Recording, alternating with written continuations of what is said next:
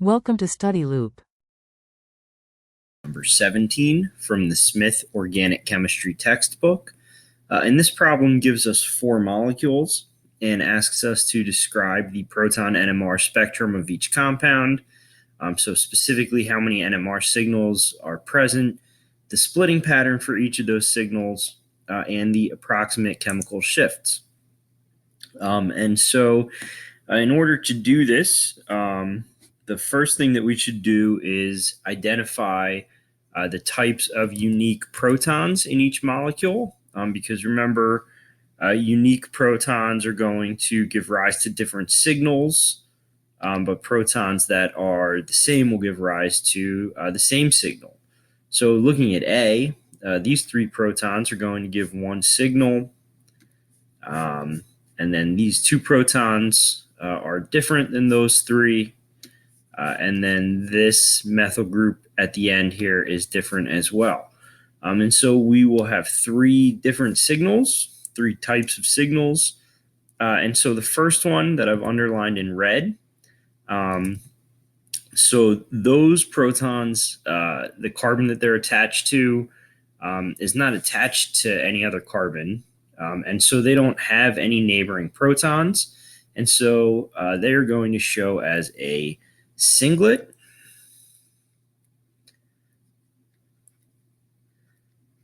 Okay, so there'll be a singlet, and they should show around 3 ppm. So they are on a carbon that is attached. They're on a carbon that's attached to an oxygen, which is a pretty electronegative.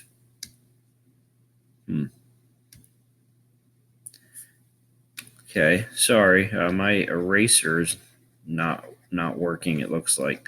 Okay, there we go. So they're on a carbon that's attached to an oxygen, which is a pretty electronegative atom, and so they're deshielded, and so they'll show somewhere around 3 ppm. So then looking at the green underlined protons, they have three neighboring protons, so they will be split into a quartet. And we should expect them to show at about 3.5 ppm. So again, they're on a carbon that's attached to an oxygen, so they're going to be pretty deshielded. Okay, and then lastly, the blue protons are going to be split into a triplet by their two neighboring protons. And we would expect them to show at about 1 ppm. So they might see a little bit of deshielding by that oxygen, but not much. Okay, and so I'm just going to do that for each of these three remaining molecules. So in B, actually, all of these protons are different. So each of these is going to give rise to its own signal. And then I'll use black, I suppose, to underline these. So we're going to have four different signals here. So first, our red methyl group has two neighbors, so we should expect a triplet. And that's probably going to be at about 1, so not much deshielding there. So then next, looking at the methylene group next to it, that's going to be a quartet, because that methyl group that we just described in red is going to be splitting it. And so this is alpha to a carbonyl, so it's going to be somewhat deshielded, so 2 ppm or so. So then moving on to the blue underlined proton, that has 6 neighbors, and so it is going to show as a septet, so 7 peaks. And that's attached to an oxygen, and so it's going to be pretty deshielded, so 3.5 ppm or so.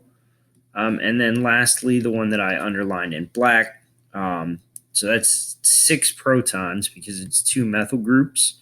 And those 6 protons have one neighbor, So they're just going to show as a doublet. And we would expect them, again, to be at about 1 ppm. There's not too much deshielding going on there, so they shouldn't be much more downfield than that. So then looking at C, so in C, what we actually have going on is a plane of symmetry. So I'll use a dotted line. So this molecule is symmetric about that plane, and so we'll have 1,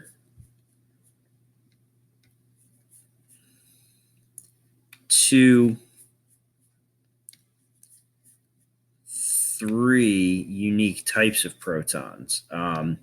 Because then on the other side here, this green and this red are the same as the green and red to the left. Okay, and so how will these show up? So the methyl groups underlined in red are going to have no neighbors, so they are going to be singlets.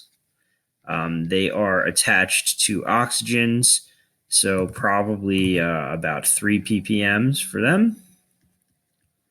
The green underlined protons each have 2 neighbors, and so they're going to show as a triplet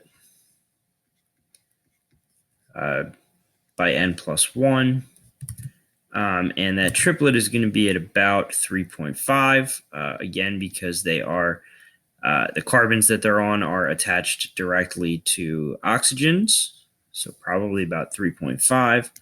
And then the blue protons in the middle there are going to show as a quintet because of the 4 neighbors.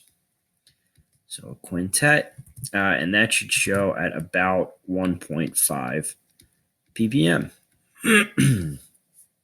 Okay, and so lastly, looking at D, again, this molecule is symmetric through here, and so these methyl groups will be the same. These methylene groups will be the same.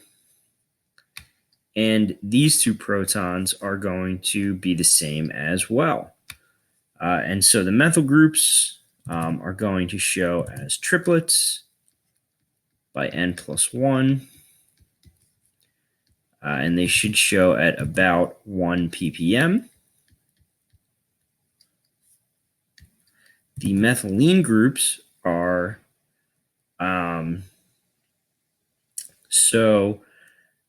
they're going to be split by both the blue protons and the red protons. So I'm just going to call this a multiplet because it's probably going to be a mess. So that's going to be a multiplet, and that's going to be at about 2.5 because of the presence of that double bond. That's going to deshield them somewhat. And then the blue protons are going to show as a triplet because of those 2 neighbors.